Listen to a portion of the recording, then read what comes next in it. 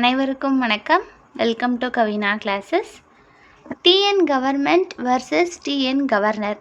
தமிழக அரசுக்கும் கவர்னர் அவர்களுக்கும் என்ன ஒரு மோதல் போக்கு இருந்தது, அது எப்படி கேஸாக மாறுச்சு, அந்த கேஸில் உச்சநீதிமன்றம் வழங்கிய தீர்ப்பு எப்படி ஒரு வரலாற்று முக்கியத்துவம் வாய்ந்த தீர்ப்பாக இருக்குது அப்படிங்கிறத தான் இந்த வீடியோவில் டிஸ்கஸ் பண்ண போகிறோம். இது உங்களுக்கு எந்த வகையில் பயன்பெறும் அப்படின்னு பார்த்தீங்கன்னா, காலேஜ் டிஆர்பி அசிஸ்டன்ட் ப்ரொஃபஸர் எக்ஸாமினேஷனில் எஸ்ஏ கொஷினில் பார்த்தீங்க அப்படின்னா இது உங்களுக்கு ரொம்பவே பயனுள்ளதாக இருக்கும். ஸோ அதில் ஜென்ரல் டாப்பிக்காக எஸ்ஏ கொஷின் கேட்போன்னு கொடுத்துருந்தாங்க. அதில் கரண்ட் அஃபேர்ஸ் அப்படின்னு தனியாக ஒரு செக்ஷனுமே மென்ஷன் பண்ணியிருந்தாங்க. அந்த கரண்ட் அஃபேர்ஸில் தான் அவங்க லிஸ்ட் பண்ணியிருக்கிற டாபிக்ஸில் என்னென்ன இம்பார்ட்டண்ட்டாக இருக்குது அப்படிங்கிறத சூஸ் பண்ணி தான் இந்த சீரீஸை நம்ம எடுத்துகிட்டு போக போகிறோம். அந்த வகையில் தான் இன்றைக்கி இந்தியன் கான்ஸ்டிடியூஷன் அப்படிங்கிற தலைப்பிலேருந்து கரண்ட் அஃபேர்ஸ் ரிலேட்டடாக ஒரு முக்கியமான டாபிக் வந்து பார்க்குறோம். அந்த டாபிக் தான் TN government versus TN governor. So இதோட மெயின் கண்டென்ட் பார்த்துடலாம் வாங்க. ஸோ நம்மளுடைய ஸ்டேட் ஆஃப் தமிழ்நாடுக்கும் கவர்னர் ஆஃப் தமிழ்நாடுக்கும் இடைப்பட்ட கேஸ் தான் இது. கேஸ் என்னன்னு தெரிஞ்சுக்கிறதுக்கு முன்னாடி எதனால் கேஸ் வந்துச்சு அப்படிங்கிற பேக்ரவுண்டை பார்த்துட்டு வந்துடலாம். ஸோ நார்மலாக நம்மளுடைய சட்டமன்றத்தில் வந்து ஒரு சட்டம் ஆகணும், ஒரு சட்டம் வந்து நம்மளுடைய மாநிலத்தில் இயற்றணும் அப்படின்னா அதற்கு ஒரு வழிமுறைகள் இருக்குது. ஸோ ஃபஸ்ட்டு அந்த சட்டத்தை வந்து அதற்கான மசோதாவை வந்து நம்மளுடைய சட்டமன்றத்தில் வந்து தாக்கல் செஞ்சுருக்கணும். அதை பெரும்பான்மையுடன் அது நிறைவேற்றி அதுக்கப்புறமா அதை ஆளுநர் அவர்களுக்கு கொண்டு போகணும். ஆளுநர் அவர்கள் அதுக்கு ஒப்புதல் கொடுத்தாங்க அப்படின்னா அந்த மசோதா வந்து சட்டமாக மாறிடும். இதுதான் சட்டமாக்குறதுக்கான ப்ரொசீஜர். ஸோ ஆளுநர் வந்து ஒப்புதல் தான் கொடுக்கணும் அப்படிங்கிறது இல்லை, அவங்களுக்கு மிட்ற ஆப்ஷன்ஸுமே இருக்குது. ஆனால் அவங்க ஒப்புதல் கொடுத்தாங்க அப்படின்னா சட்டமாக மாறிடும். மாநில அரசில் ஒரு சட்டத்தை வந்து இயற்றிடலாம். இதுதான் நார்மலாக ஒரு சட்டம் இயற்றுறதுக்கான ப்ரொசீஜர். ஸோ அதே மாதிரி இதே நார்மல் ப்ரொசீஜரை பின்பற்றி தான் என்ன பண்ணியிருக்கோம் அப்படின்னா, நம்மளுடைய தமிழக சட்டமன்றத்தில் 2020 2023 வரையும் இருக்கிற காலகட்டங்களில் ஒரு 12 மசோதாக்களை வந்து நம்மளுடைய தமிழக சட்டசபையில் நிறைவேற்றி அதை ஆளுநர் அவர்களுடைய ஒப்புதலுக்காக நம்ம அனுப்பி வைக்கிறோம். அப்படி அனுப்பி வைக்கப்பட்ட மசோதாக்கள் எல்லாமே கவர்னர்ஸ் இன்ஆக்ஷனாகவே இருக்குது. அதாவது ஆளுநர் அவர்கள் வந்து அதற்கு எந்த ஒரு முடிவுமே தெரிவிக்காமல் அதை அப்படியே கிடப்பில் வந்து போட்டுட்டாங்க. வருடக்கணக்காக கிடப்பிலேயே போட்டு வச்சுருக்காங்க. அந்த 12 மசோதாக்கள் என்ன அப்படிங்கிறத பார்த்துருவோம். அதில் குறிப்பாக ஒரு 10 மசோதாக்கள் பார்த்தோம் அப்படின்னா ஸ்டேட் யூனிவர்சிட்டி கவர்னன்ஸ் சார்ந்தது. மற்ற 2 பில் வந்து public appointments and early prisoner release சார்ந்தது. இந்த ஸ்டேட் யூனிவர்சிட்டி கவர்னன்ஸ் எதை பற்றினது அப்படின்னு பார்த்தோன்னா, இப்போது மாநிலத்தில் இருக்கக்கூடிய பல்கலைக்கழகங்களுக்குடைய வேந்தராக வந்து ஆளுநர் அவர்கள் தான் இருப்பாங்க. அந்த பல்கலைக்கழகத்தினுடைய துணைவேந்தர் நியமனத்தில் ஆளுநர் அவர்களினுடைய ஈடுபாடு இருக்கக்கூடாது. அந்த துணைவேந்தரை தேர்ந்தெடுக்கிறதுக்கான முழு பொறுப்பு தமிழக அரசுக்கிட்டேயே வரணும் அப்படிங்கிற விதமாக தான் இந்த 10 பில்லுமே இருக்கும். ஸோ ஒரு பில்லும் ஒரு மாநில பல்கலைக்கழகங்களை குறிக்கக்கூடிய பில்ஸாக வந்து இருக்கும். அதுதான் இந்த 10 மசோதாக்களுமே. மிச்சம் 2 வந்து public appointments and early prisoner release பற்றினது. சரிங்களா? ஸோ இதுதான் அந்த 12 மசோதா. இதுக்கு வருடக்கணக்காக பதில் கொடுக்காமையே இருக்கிறாங்க.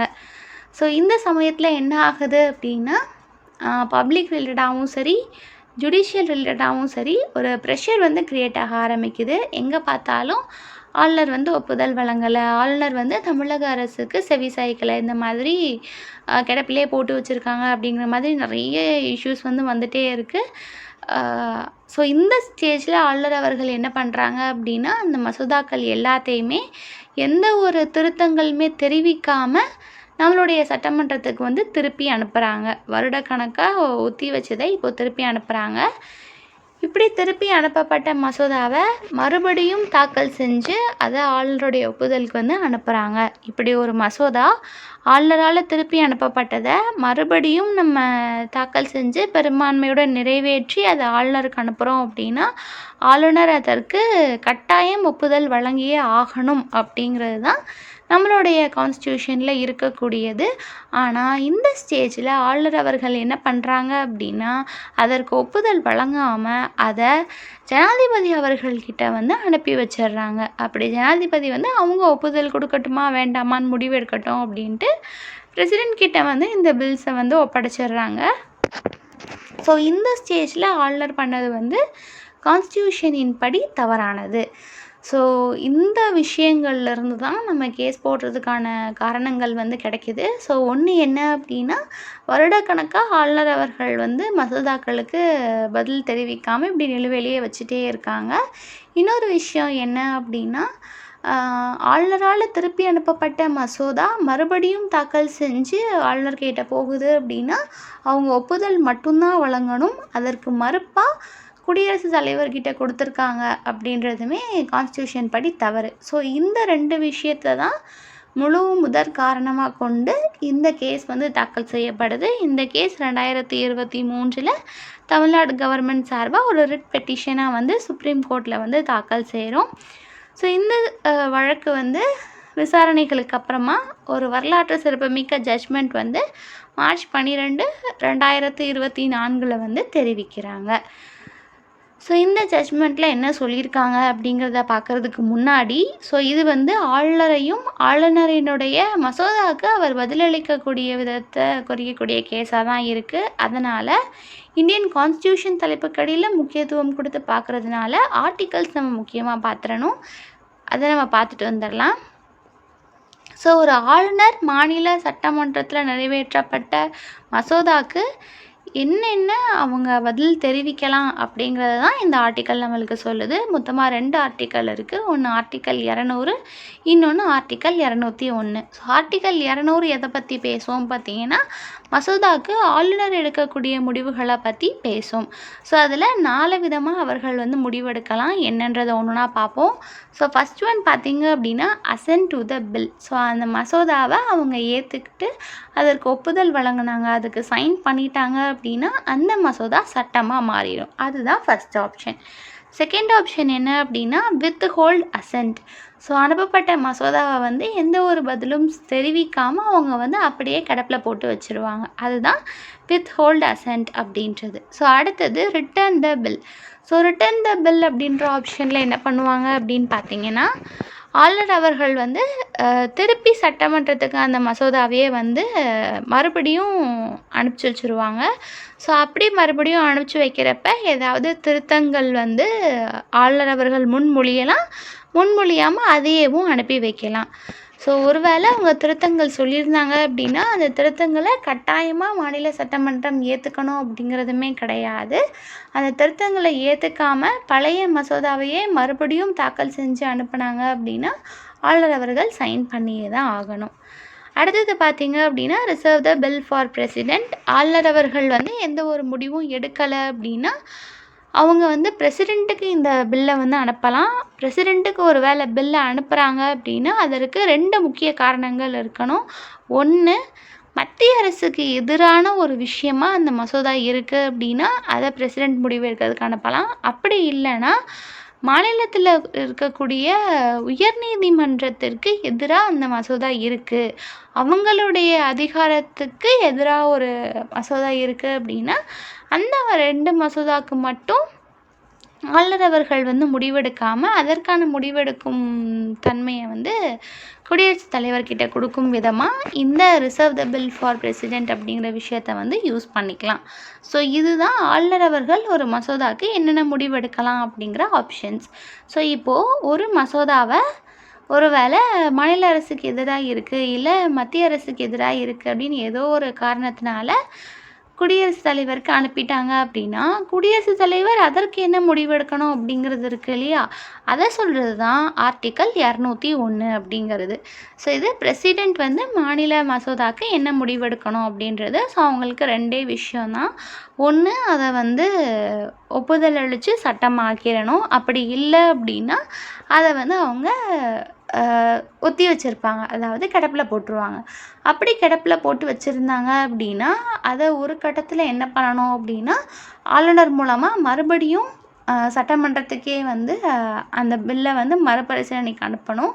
அப்படி அவங்க மறுபடியும் தாக்கல் செஞ்சு பிரசிடெண்ட் கிட்ட கொடுக்குறாங்க அப்படின்னா அதற்கு அவங்க சைன் மட்டும்தான் பண்ணி ஆகணும். ஸோ அதுதான் இது 2 ஆப்ஷன் மட்டும்தான் பிரசிடெண்ட்டுக்கு இந்த மாநில மசோதா கிட்ட முடிவெடுக்கிறதுக்கான விஷயங்களை ஆர்டிக்கலில் கொடுத்துருக்காங்க. ஆர்டிக்கல் 200க்கும் சரி 201க்கும் சரி எந்த ஒரு டைம் லிமிட்டுமே ஆர்டிக்கலில் வந்து குறிப்பிடலை அப்படிங்கிறது முக்கியமான விஷயம். சரிங்களா? ஸோ இதுதான் இந்த கேஸுக்கான முக்கியமான ஆர்டிகல்ஸ்.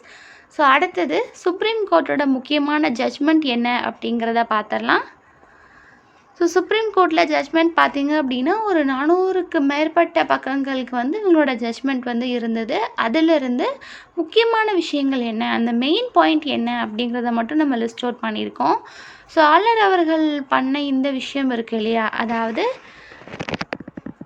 ஆளுநர் அவர்கள் திருப்பி அனுப்பப்பட்ட மசோதா வந்து மறுபடியும் தாக்கல் செஞ்சு ஆளுநர் அவர்கள்கிட்ட ஒப்புதலுக்கு வருது அப்படின்னா அந்த மசோதாவை பிரசிடெண்ட்டுக்கு அனுப்பின அந்த ஒரு விஷயம் இருக்குது இல்லையா, அது கான்ஸ்டியூஷனுக்கு எதிரானது அப்படின்றதையும் அது சட்டப்படி தவறு அப்படின்றத சுப்ரீம் கோர்ட் அவங்களோட ஜட்ஜ்மெண்ட்டில் தெரிவிச்சிருக்காங்க. ஏன்னா அந்த இடத்துல ஆளுநர் அவர்கள் சைன் பண்ணி ஆகணும் அப்படிங்கிறது தான் கான்ஸ்டியூஷன் படி இருக்கிற ரூல். அதனால் இது வந்து சட்டப்படி தவறு அப்படிங்கிறத சுப்ரீம் கோர்ட்டே தெரிவிச்சிருக்காங்க. அடுத்தது பார்த்திங்க அப்படின்னா இதுதான் வரலாற்று சிறப்புமிக்க ஒன்று. ஸோ ஆளுநர் வந்து அந்த திருப்பி அனுப்பிச்சிருப்பாங்க இல்லையா பிரசிடெண்ட்டுக்கு, ஸோ அந்த பில்ஸ் எல்லாமே எப்போ வந்து சட்டமன்றத்திலிருந்து மறுபடியும் தாக்கல் செஞ்சு ஆளுநருக்கு போச்சோ அந்த தேதியிலிருந்தே அந்த சட்டங்கள் எல்லாமே ஆளுநருடைய கையெழுத்து இல்லாமையே எல்லாமே வந்து மசோதாக்கள் சட்டம் ஆயிடுச்சு அப்படின்ட்டு அறிவிச்சிருப்பாங்க.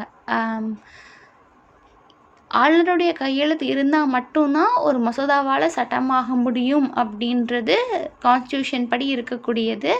ஆனால் ஆளுநர் அவர்கள் பல வருடங்களாக இதை கிடப்பில் போட்டு வச்சுருந்ததுனாலையும் அவர் ஒப்புதல் அளிக்க வேண்டிய நேரத்தில் அதை ஜனாதிபதிக்கு கொடுக்க வேண்டிய ஒரு தவறான விஷயத்தை செஞ்சதுனாலையும் சுப்ரீம் கோர்ட் அவங்களுக்குனே உரிய ஒரு அதிகாரத்தை பயன்படுத்தி இந்த விஷயத்தை வந்து செஞ்சுருக்காங்க. ஆளுநருடைய கையெழுத்தே இல்லாமல் வரலாற்றிலேயே முதல் முறையாக இந்த விஷயம் வந்து நடந்திருக்கு. நம்ம அனுப்பின அந்த 12 மசோதாக்களுமே ஆளுநருடைய கையெழுத்து இல்லாமல் அந்த தேதியிலிருந்து சட்டமாக மாறிடுச்சு. இதற்கான சுப்ரீம் கோர்ட்டுக்கு அதிகாரம் வழங்கின ஆர்டிக்கல் என்னன்னு பார்த்தீங்கன்னா 142. ஸோ அடுத்தது என்ன சொல்லியிருப்பாங்க அப்படின்னா கவர்னர் அப்படிங்கிறவங்க ஆளுநர் எப்படி இருக்கணும்னு பார்த்தீங்கன்னா அவருக்குனே உரிய ஒரு தன்னிச்சை அதிகாரத்தை வந்து பயன்படுத்தக்கூடிய ஒரு நபராக வந்து இருக்கக்கூடாது.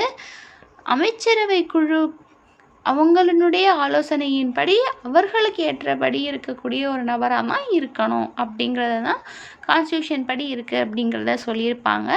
கான்ஸ்டியூஷனில் இல்லாத மசோதாக்களுக்கு அவங்க ஆன்சர் பண்ணக்கூடிய அந்த விஷயத்துக்கு டைம் லிமிட்டை வந்து சுப்ரீம் கோர்ட் வந்து தெரிவிச்சிருந்திருப்பாங்க. இது குடியரசுத் தலைவர் மற்றும் ஆளுநர் 2 பேருக்குமே பொருந்தும் அப்படிங்கிறதையும் சொல்லியிருப்பாங்க.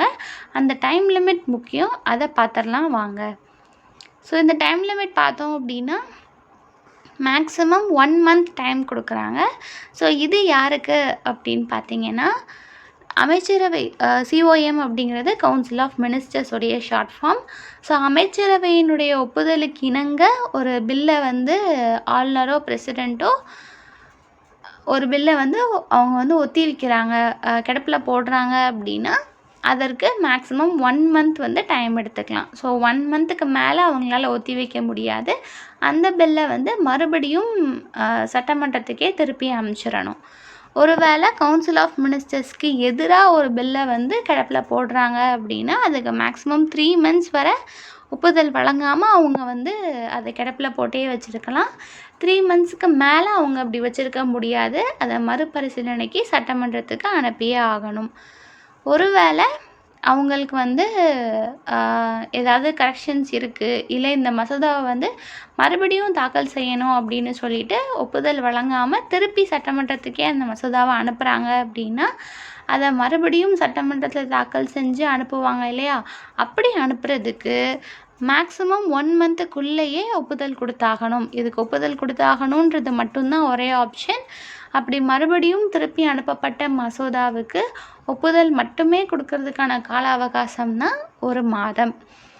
ஒருவேளை ஆளுநர் அவர்கள் பிரசிடென்ட் கன்சிடரேஷனுக்கு குடியரசுத் தலைவருக்கு இந்த மசோதாவை எடுத்துகிட்டு போகணும் அப்படின்னு நினச்சாங்கன்னா அதற்கு 3 மாதங்களுக்குள்ளே இந்த முடிவை எடுத்திருக்கணும்.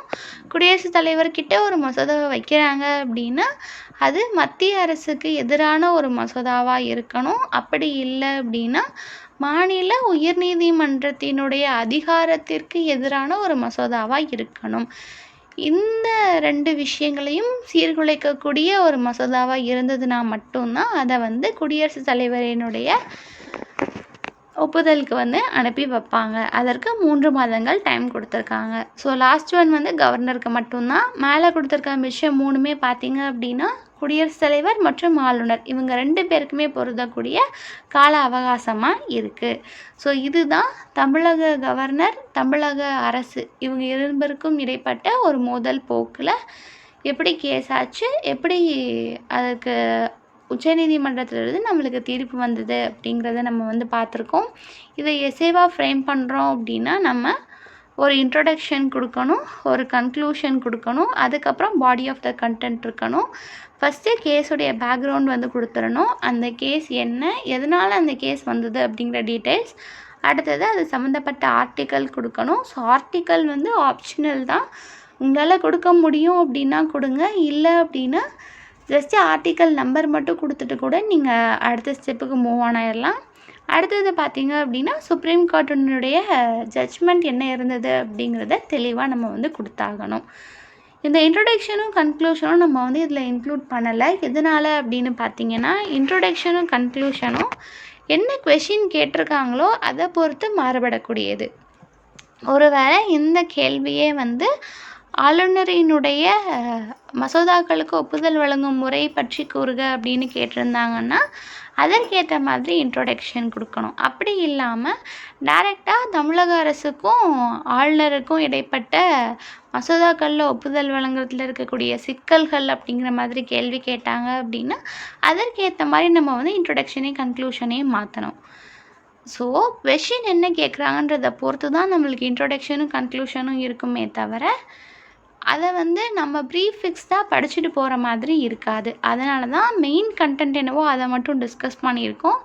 கொஷின் என்ன கேட்டிருக்காங்களோ இதை பற்றி நம்ம பார்ப்போம் அப்படிங்கிற மாதிரி ஒரு இன்ட்ரொடக்ஷனும் இதை நம்ம பார்த்துருக்கோம். இது நம்மளுக்கு பின்னாடி வர்ற மற்ற கேசஸில் மற்ற சிக்கல்கள் அப்போது இந்த ஜட்ஜ்மெண்ட் நம்மளுக்கு உறுதுணையாக இருக்கும். பின்னாடி வரக்கூடிய வெவ்வேறு மாநிலங்களில் இருக்கக்கூடிய சிக்கல்களை தீர்க்கிறதுக்கும் இது நம்மளுக்கு ஒரு முன் உதாரணமாக இருக்கும் அப்படிங்கிற மாதிரி சொல்லி நம்ம கன்க்ளூஷன் முடிக்கிற மாதிரி இருக்கும். ஸோ இதே மாதிரி உங்களுடைய நீங்கள் வேறு டாபிக்ஸ் ப்ரிப்பேர் பண்ணுறீங்கனாலும் இதே ஃபார்மேட்டை பயன்படுத்தி ப்ராக்டிஸ் பண்ணிக்கிட்டீங்க அப்படின்னா போதுமானதாக இருக்கும். இதுக்கு மேலே எதுவும் இதில் ஆட் பண்ணுறதுக்கு இல்லை. இதுக்கு மேலே உங்களுக்கு இன்னும் அடிஷ்னலாக ஏதாவது ஆட் பண்ணணும் அப்படின்னு தோணுச்சுன்னா தாராளமாக ஆட் பண்ணலாம். மேக்ஸிமம் எஸ்ஏக்கு இவ்வளோ கண்டென்ட் கொடுத்தாலே இந்த டாப்பிக்கு ஜஸ்டிஃபிகேஷன் பண்ணுறதுக்கு போதுமானதாக தான் இருக்கும். ஸோ இதே மாதிரி அடுத்து என்ன பண்ணலாம் அப்படின்னா அவங்க ஜென்ரல் டாபிக்ஸில் லிஸ்ட் அவுட் பண்ணியிருக்க ஒரு டாபிக்ஸுக்குமே கரண்ட் அஃபேர்ஸ் ஓரியன்டாக இம்பார்ட்டண்ட்டாக இருக்கிற ஒரு டாப்பிக்காக நம்ம அடுத்தடுத்து பார்த்துடலாம். ஸோ இதில் உங்களுக்கு ஏதாவது சந்தேகங்கள் இருந்தது அப்படின்னா அதை கமெண்ட் செக்ஷனில் தெரியப்படுத்துங்க. இதே மாதிரியே ஃபர்தராக வீடியோஸ் வேணும் அப்படின்னா நம்மளோட சேனலை சப்ஸ்கிரைப் பண்ணிக்கோங்க. அடுத்தடுத்த கேள்விகளை அடுத்தடுத்த வீடியோவில் பார்த்துட்டே இருப்போம். இதை உங்களோட நண்பர்களுக்கு ஷேர் பண்ணுங்கள், அவங்களும் நம்ம கூட சேர்ந்து படிக்கட்டும். தேங்க்யூ.